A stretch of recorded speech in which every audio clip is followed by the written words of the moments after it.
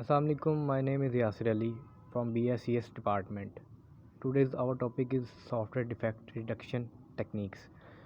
Finding and fixing a software problem after delivery is often 100 times more expensive than finding and fixing it during the requirements and design phases. It is observed in 1987. This site has been a major driver in focusing industrial software practice on thorough requirements analysis and design or early verification and validation under upfront prototyping and simulation avoid costly downstream fixes. For this updated list we have AdWord often to reflect additional sites about the observation on site shows the correlation factor small non-critical software system. Current software projects spend about 40 to 50% of their efforts on avoided rework. Such rework consists of effort spent fixing software. Emergent process indicate that changes to a system definition that make it more cost effective should not be discouraged by classifying them as avoidable defect. About 80% of avoidable network rework comes from 20% of the defects. That 80% value may be lower for smaller systems and higher for very large ones. Two major sources of avoidable rework involve harshly specified requirements and nominal case design development, in which late accommodation of nominal requirements. Particular environment can prove worthwhile. A variety of context-dependent factors contribute to error provenance.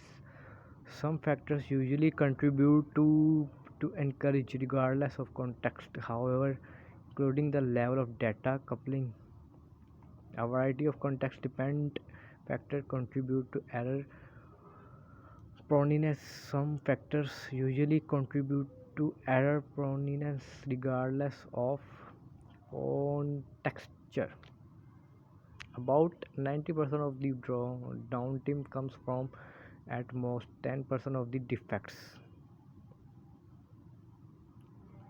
Peer reviews catch 60% of the defects, given that finding and fixing most defects earlier in the project development cycle is more cost effective than find them later. Its value cited in the 1987 column remains a reasonable estimate.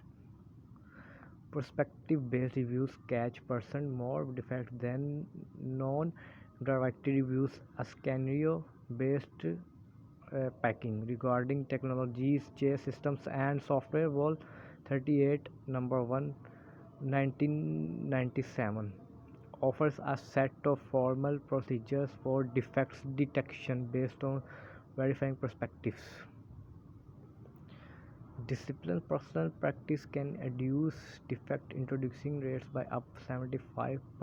Several disciplined personal processes have been introduced into practice. These include Harlan Mills clean room software development process and Watts Humphrey's personal software process.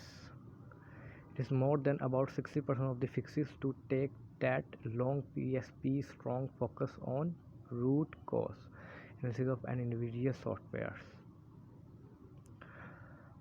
All other things being equal, it costly 50% more per source instructions to develop high dependability software products than to develop low dependability software products.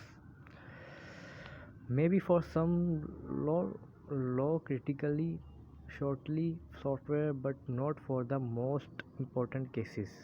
Then about 40 to 50% of the user program contain non